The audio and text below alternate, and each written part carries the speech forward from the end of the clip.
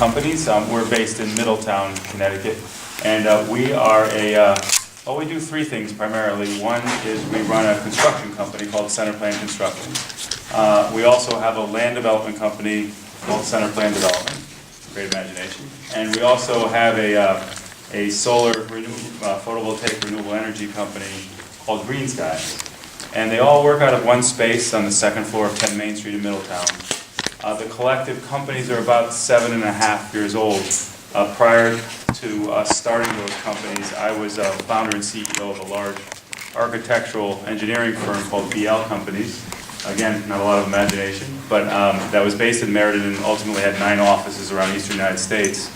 Sold it to employees, became an ESOP in about 8 years ago, and then started Center Plan, which kind of went from my life experiences in design and then execution through construction and basically the construction of commercial buildings mostly is what we do.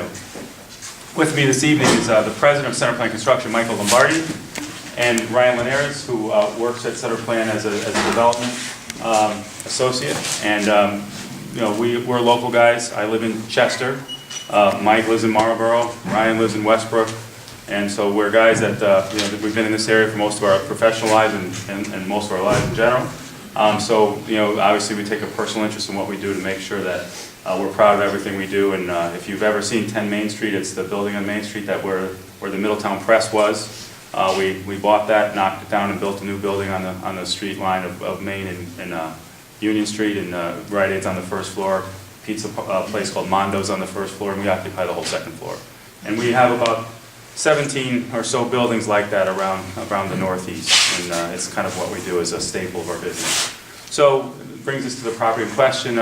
I'm also on the board at Goodspeed. I've been on that board for a few years, and you know, spent kind of most of my professional life driving Bridge Street, crossing the river, and noticed a for sale sign one day, and gave a call to the broker. And you know, I know some of the history, and I probably know enough to be dangerous. I don't know all the kind of where all the skeletons are buried as it relates to the history of the property. But from a layout standpoint, it seemed perfectly suited for what we need. Because we're a company that we have about 60 employees now, and we do a lot of field work. We have about 10 carpenters, and we do a lot of our own construction as well as hiring subcontractors. We needed a place that would be a field office where we could store equipment and do the kinds of things that that construction companies typically need to do, which is to have a place where their vehicles are parked, where their equipment is stored, where they have a small office for estimating, maybe a small building for vehicle maintenance. And the back half of the property seemed perfectly suited for that. So when we looked at kind of how the property was laid out, just visually it seemed to make a lot of sense for that, potentially to be used for that purpose. So, you know, and then, you know, we're entrepreneurs, and you know, we've now got to a point where we wanted to try to perhaps sell, you know, be a supplier of materials, not just for our own use, but possibly in a small retail environment, something that wouldn't happen immediately, but as soon as we can get our act together and kind of figure out the kinks. But it certainly seemed like the front half of the site was well suited for that. With the old tourism building, and with the way it's kind of situated, we envision you know, a very nicely kind of appointed, you know, cleaned up site in the front half, where, you know, it would be somewhat of a retail environment, similar to maybe an Ace Hardware or an ABC, and then with a fence that would be separating the back from the front, where that would be a lay-down area and storage area for some of our equipment and materials. And so I approached the broker, and then ultimately spoke to your first selectman, and made an offer on the property with kind of that mission as a suggested proposal. And here we are. And so happy to answer your questions. We've been in business for about 7 years or so, and you know, we're happy to answer any questions about our intended use of the property. Obviously, you know, nothing is ever written in stone. These are our intentions. We always follow through on our intentions. Things change over time, but if we were to acquire the property, that would be our immediate plan. Great. John Sibley and brother Jim, we own the abutting property immediately to the east of you. And basically, I think it's a great idea. The only concern I have is any environmental investigation or remediation that has to be done as a legacy of the DOT, which properly they should do.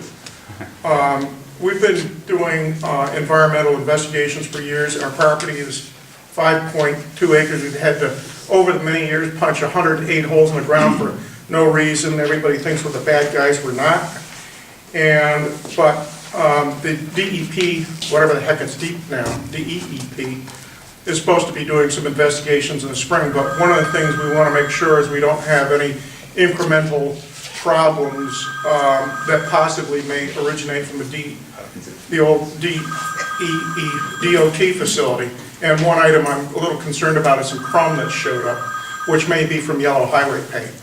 And it's no big deal, but I just don't want to be attributed anything to us that isn't us. But other than that, I don't, from all the work we've done over the years, I don't see anything really complicated with that site. Yeah, it's a good point to bring up the environmental.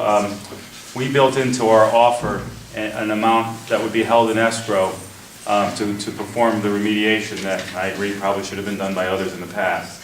I've just spoken with an environmental consultant, and she's preparing a proposal for us to actually do due diligence. So if tonight, you approve the contract, it doesn't guarantee that we'll buy the property. What it guarantees is that we'll have the property under contract and we'll go through a due diligence phase.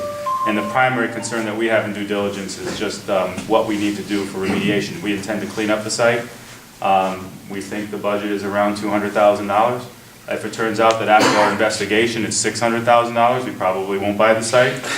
So we won't know that though until we probably spend $25,000 to $40,000 on environmental testing to do all the things that you started to describe. So our intention is to get it under contract, hire an environmental consultant, do our due diligence testing to determine what remediation is required and what the cost will be, and then if it's within the range of what's been represented by past consultants that have worked for the town, then we'll likely go ahead and buy the site. And if it turns out it's double that, then we probably won't. Yeah, as I indicated to our first selectman, that we would be most cooperative in sharing the extensive work we've done over 30 years on the site. Awesome. Great.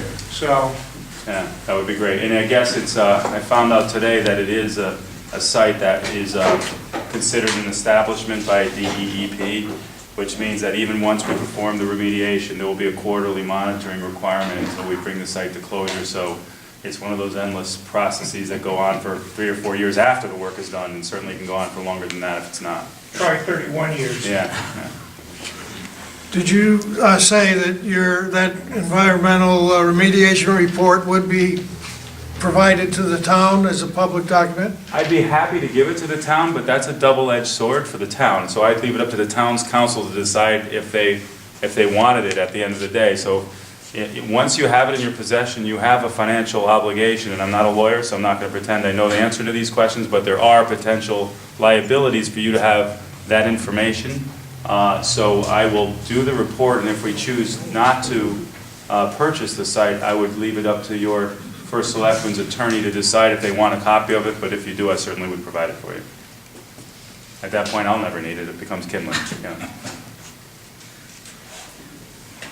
Yes, it's Shrink, Haddam. My question is to the first selectman and the board of selectmen. I would like to know how was the process done to come to this offer? I do understand there were other potential buyers, and what was your criteria to decide which was the best buyer? Okay. After the, a little history, when the property was decided that it was going to try to be sold for the first time, if you all remember Jeff Rummel, the arrangement was it was put out as a property, but there was a lot that was withheld information about the contamination. After it was determined, Rummel did a phase one, and it was determined that there was contamination. He came back to the previous administration, and they had an arrangement that they would allow Rummel to clean the property up as long as potable water could be found for the use that he wanted to put in there. A certain period of time dragged on. and there was ultimately no potable water from that DPH would allow for that particular use, and therefore the deal was absolved. Now, once that was absolved, which was about 3 years ago, I believe, maybe a little less, we basically started looking around as to what we were going to do with the property. A, were we going to keep it and clean it? B, were we going to try to lease it? Or C, were we going to try to sell it? We, over that period of time, looked at several alternatives. We did a study as to how much it would cost to, based on the information that we had, to clean the property. We looked at several lessees that were, frankly, opportunists and not in consistency with what the town would, a flavor of the Tylerville Village or the traffic. I think we looked at 4 or 5 possible lessees. We considered some offers directly before we released it to the Dow Real Estate, and those offers were just token offers, people trying to steal the property. I think there were 2 of those offers, possibly 3.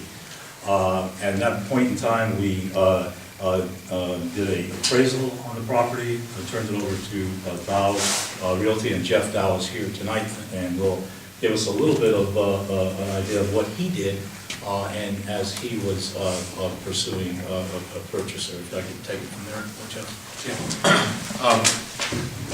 Yeah. My name's Jeff Dow. I'm the president of Dow Realty Company. We're located in New Haven. Started by my father 30 years ago. And we're a commercial real estate brokerage company and also do property management. My father had actually worked on this about 6 years ago when Jeffrey Rummel put it under contract. And I think we put it on the market, I don't have notes in my hands, but probably in about October, November. And so we put a sign up, it's one form of advertising, it goes on the internet. And we solicited phone calls from people. And we received 2 legitimate offers on it. I probably had a dozen or more showings of the property and countless number of phone calls on the sign primarily. We did have some people who wanted to do retail uses that, we screen all these calls, we try to evaluate what the realistic probability of getting the uses on the site. For instance, retailers that might create a lot of traffic. We had those kind of inquiries.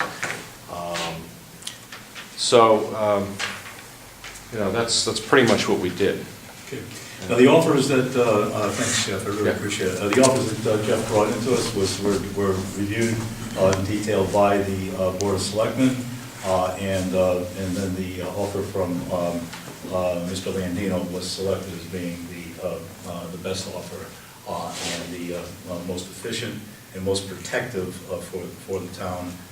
And that's how we came to an arrangement. We decided at a Board of Selectmen meeting that we would accept the offer in principle from Mr. Landino, and this is where we are this evening.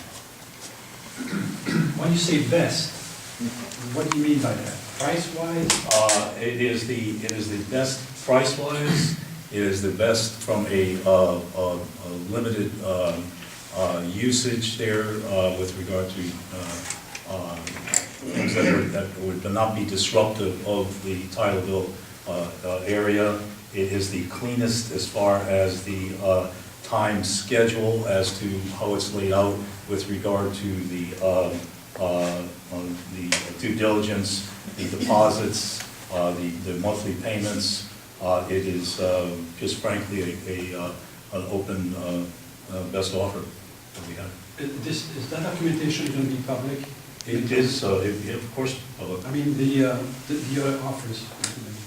I don't see any reason why they need to be. I mean, it's we selected an offer. I'd have to defer my attorney for that. My understanding is there was one other offer.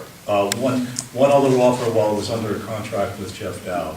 There were a couple of menial Okay, I'm not aware of casual those, offers. yeah. Yes. Yeah. I mean, I don't think there's anything to, I don't think there's any documentation. There was a letter, and then a response, and then another response. If you want that, I'm happy to give it to you. Okay, I do Yeah, appreciate it. Sure. Yes, John? I just want to address your question. That when the Board of Selectmen or anybody who is selling a property or anything else has to make a judgment of the best offer, part of the best offer is the credibility of the buyer, their ability and resources to do what they say they're going to do. So you have to look at the total package, and from my limited knowledge, I think that I would solidly endorse the due diligence that the Board of Selectmen have been putting to this issue. So you know the other buyer? Excuse me? You know about the other offer then? You I don't know about the other offer. How do you know? I'm not the town of Haddam. These gentlemen I'm a town fan. represent these people, and there are elected officials, and I think they're doing the best that they can for us. Okay, well, this is public hearing, Thank you, so John. public can ask questions. Thank you. Any other questions for Mr. Landino or for the board? Dave? Paul, if under contract, how long of a timeframe would he have to decide whether or not he wanted the property? Okay, at the town meeting, Bruno, I'm going to ask you at the town meeting if you would go through this. Okay. You can do this now if you'd like, and give David a little bit of a time schedule. Boy, I don't know if I can, I should have probably summarized this ahead of time. The due I'll give diligence. you a copy of it. Well, briefly, the due diligence period is 90 days following the execution of the agreement. And then from there, it goes into, I believe, a buyer shall have 6 months following the expiration of the due diligence to satisfy the contingencies. And the contingencies are securing the permits and the ability of the seller to get the approvals from, to handle the, Yeah, you want me to Yeah, give it a please. shot? Okay. 3 months of due diligence for investigations unrelated to getting permits for what our intentions are. So that's really about, it's title, it's a zoning investigation, it's traffic investigation. Those are relatively minor because on the surface they all seem reasonable, but it's really an environmental issue. So we'll, in the first 90 days, we'll spend the money on those kind of generic due diligence items. We'll try to define the environmental remediation as best we can. And assuming it's within the range of our budget, then we'll go to our contingency period in which we present to the town, at planning and zoning or whatever other permits we need, our proposal for the use and what we intend to do with the property in terms of physical improvements. So we'll prepare an architectural plan, a site plan. We'll come before your planning and zoning and say this is what we'd like to do, because we can't buy the property unless the town endorses those uses. So once we have that completed and we budgeted 6 months for that, it probably would be less. There's no wetlands on the property. It's really presenting a plan, and it's kind of up or down. You know, there's not a lot to talk about. So assuming we got approval, we would then close within a reasonable time frame after that, 30 days. My only concern is I'd hate to see this sit on in limbo again, like it did with Jeff Brown. Right, that will not. Okay. Yeah, so the deposits are refundable in the first 90, after that, they're not. So that's our way of, obviously committing to close once, Okay, thank you. yeah. Good point, though, David. Yes, please. William Bowles, from Hickenham. As a person, probably, along with Mr. Morisuti, who probably had the most involvement with this property over the last 6.5 years,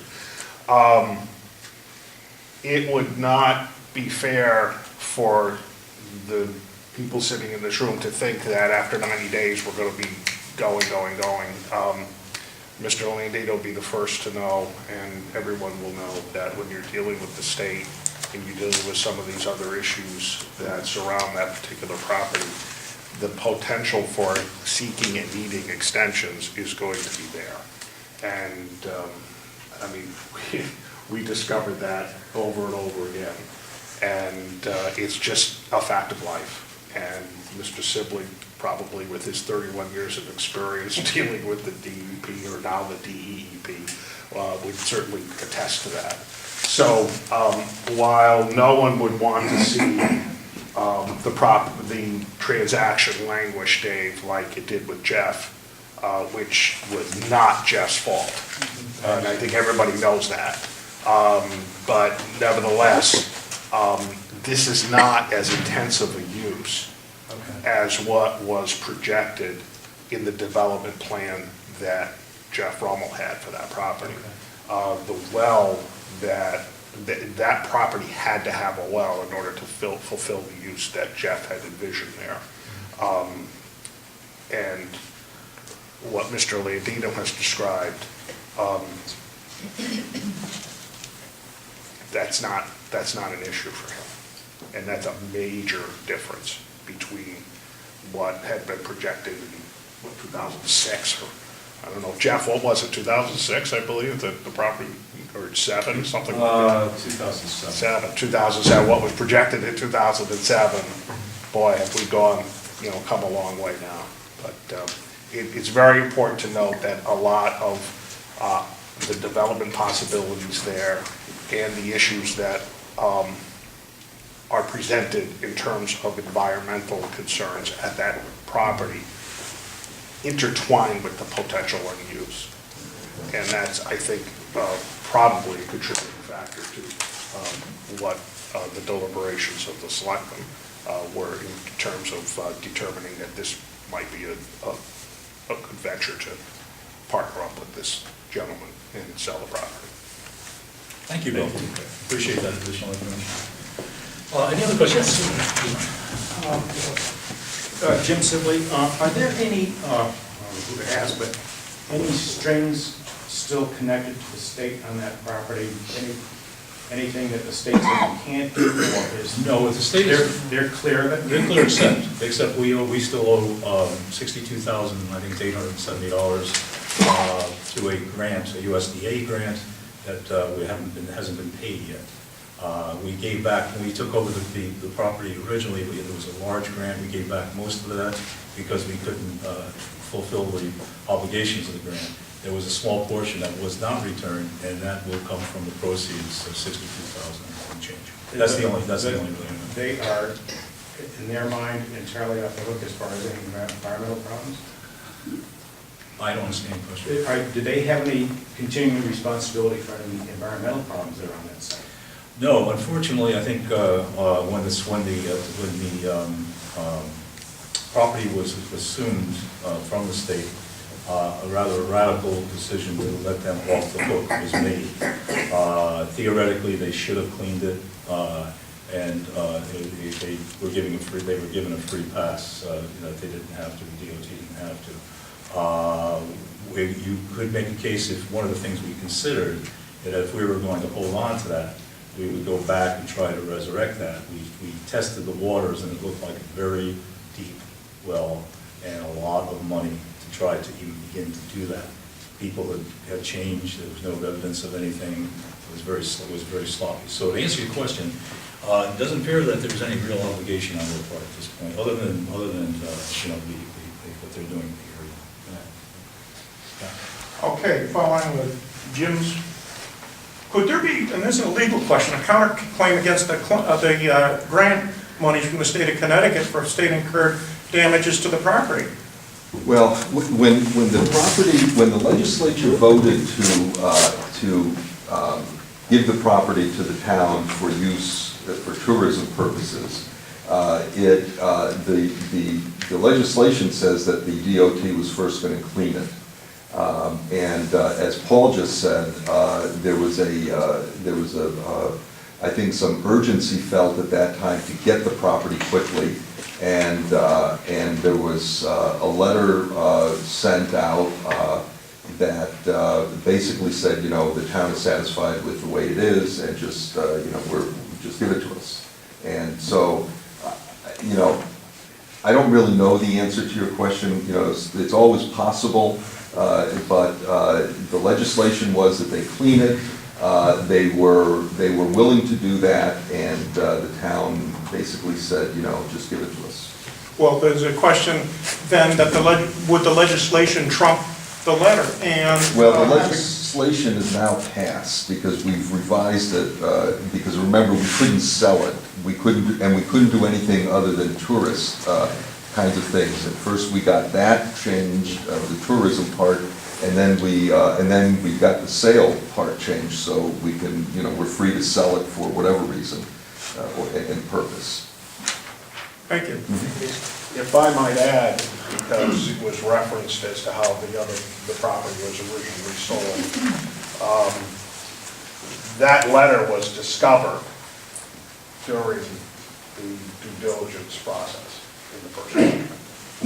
It was not known, it was discovered. So that's, and I feel that that's very important for people to understand, because that obviously contributed to the extended period of time that it took for Jeff to try to make it work. It was a huge surprise. Okay, yes. If I understand Mr. Bowles correctly, this property is not going to be totally cleaned up, it's going to be partially cleaned up environmentally, just to satisfy parking trucks or something. I mean, it's not going to be a total cleanup. My understanding is that there's 200, go Yeah, could ahead. ask Mr. Bowles. Yeah, I mean, I'm not quite sure I understand the question, but we intend to remediate it based on the recommendations of our engineer to make it acceptable for the uses that we intend to For propose. your use, so not for retail use or not for, Retail, and it would be probably okay for retail, it probably won't be remediated to residential standard, because that's a very high level of remediation, but, we have liability if we don't clean it up, so, and especially with neighbors, that, downgrading from us, so we're not gonna make the commitment to buy the property until we know that that liability is addressed completely. Thank you, Tom. A little tidbit of nice-to-know information. Should I just go home now? The groundwater flow is in a southeasterly direction, so it flows from this property to our property. Right. We have our main water supply well about 18 feet off that boundary. Right. That well, over the years, despite whatever's been said, has met potable water standards by Department of Health Services. And just from the observation of our well, and that's a 233-foot well drawn at 187 feet, like at 10 gallons a minute. Our water's good, and it's tested because we have to operate it as a public water supply for the tenants that we have on the property. Okay. And the country market has a commercial food permit. So I just mentioned that in some of the discussions of unknown doom and gloom, that there is the light at the end of the tunnel is not the locomotive. We think that, in my opinion is, from all that, there would be relatively minor issues. Okay. Great, thank you. That's good. All right, any other questions? If not, I'm going to just quickly review the conditions and the general purchase sale agreement. And if there are any further questions after this, once we get into the town meeting, Attorney Mosuti will be able to respond to those. Basically, the property is 2.5 acres located on 105 Bridge Road. Purchase price is $480,000. A good faith deposit of $10,000 will be made upon the approval of the town meeting to enter into the contract. The due diligence is 90 days, followed by 6 months of following the expiration of due diligence for the permitting contingencies. During that period of time, the buyer will pay the town $1,500 a month. A closing, the owner shall prepare to close the transfer of title about 60 days after the conclusion of the contingency period. So with a little luck, we'd be looking at sometime during the fall. A little luck. That is basically the general thrust of the offer. Just as a side note, we are pleased, extremely pleased with the caliber of the buyer. We are impressed with their track record, their consistency in the work that they've done, and I'm glad the neighbors are here this evening to meet and listen and talk with Bob, because I think you'll find that if this does go down, the way I hope it will be a very, very good, productive, solid neighbor. And with that, I'd like to adjourn the public hearing. Could I have a motion for that? I'll make a motion. All in favor? Okay. And we'd like to start the official town meeting, and the first order of the town meeting would be to appoint a moderator. I'd like to nominate Harlan Frederickson. Okay, do we have a moderator? Do we have a second? Are you coming up? I don't know. Yes, yeah. I'll second that nomination. Okay, for any other nominations? We have a motion to close nominations. So moved. Okay, second? You mind if I get the minutes? You're fine. You're fine. You're doing this fine. It's on tape. It's on tape. All right. We have a vote on the appointment of Harlan Frederickson as moderator. All in favor? Aye. All opposed?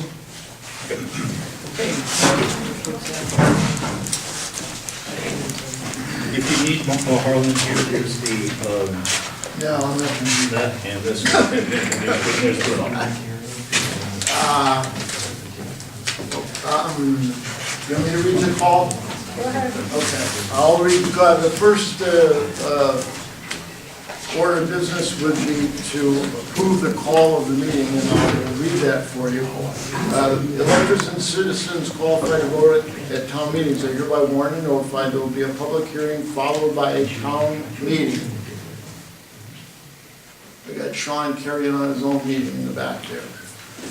On Thursday, February 7th, 2013, at 6:30 PM at the Town Hall, 21 Field Park Drive, Haddam, Connecticut, for the following purpose. Ordinance to sell real property owned by the town of Haddam, known as 105 Bridge Road, Haddam, Connecticut. Be it ordained by the town meeting of the town of Haddam that the town, through its first selectman, Honorable Paul J. DeStefano, is hereby authorized to sell, transfer, and convey all of its right, title, and interest in and to that certain piece of parcel of land known as 105 Bridge Road, Haddam, Connecticut, together with all buildings and other improvements thereon, if any, according to the terms of a purchase and sale agreement dated January 28, 2013, and any amendments thereto by and between the town of Haddam, the seller, and Acquisition Holdings LLC, or its assigned, the buyer. The ordinance shall become effective upon its passage by a duly called town meeting, signed by the Board of Selectmen, Paul DeStefano, Bob Duval, Sean Donnelly. So if we could have a motion to accept that as the call of the meeting, that doesn't approve going ahead with anything, that just means that we've agreed that's what we're here to talk about. Have a motion to that effect and a second? Second. Okay. Any question or discussion about that? Yes. Minor point, which I don't think affects anything, the address for the town meeting says Hingham rather than Haddam. 21 Field Park Drive, Higginham, up the first paragraph. Oh, and then where the town hall is, okay. So noted. That said, I don't think that has an impact on people finding us to discuss it tonight, so we will note that. All in favor of accepting the call? Aye. Any opposed? All right, normally I would ask for our selectmen to come up and make a presentation about what we're talking about so that everyone is informed before they go ahead and vote, but given that given that the hearing was immediately preceding, we've got the same group of people, we had a rather complete description of exactly what's involved here. I think what I'd like to do is entertain a motion that we adopt the ordinance as presented in the call of the meeting. And then once we have that motion on the floor, then we can entertain questions, comments, and discussion before we vote. So is there a motion to that effect? So moved. Okay, we have a motion Second. and a second. All right. Then before we vote, I would open it up to anyone who has questions or comments. Jim? He's Jim. I'm sorry.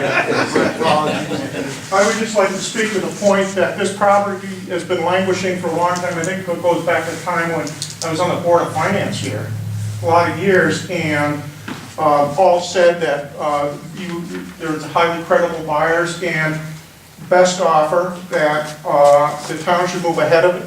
get this property on the tax rolls, get a economic center in this town moving ahead. There's a lot of work to do, be done in Hingham, but this is certainly very beneficial as I see it for the town. Thank you. Yes, sir. As a resident of the town of Haddam and having to make a decision on two offers and only knowing one of the offers, all I could say is that I would abstain for the vote. I mean, I'm being asked as a taxpayer to approve a decision by the Board of Selectmen. However, it's only one side of the decision that we see here tonight. We don't have the other offer, the amounts, or what was proposed in the other offer. Therefore, I have to abstain. Thank you. Are there questions or comments? Hearing none, then we can go ahead and vote on the questions. All in favor of adopting the ordinance as presented, please say aye. Aye. Any opposed? Me. Okay, we have 2 opposed. And any abstaining? Okay, the motion carries. I don't believe there's any other business that is to come before us tonight. So with that, I accept the motion to adjourn the meeting. So moved. And a second? All in favor? Aye. Any opposed?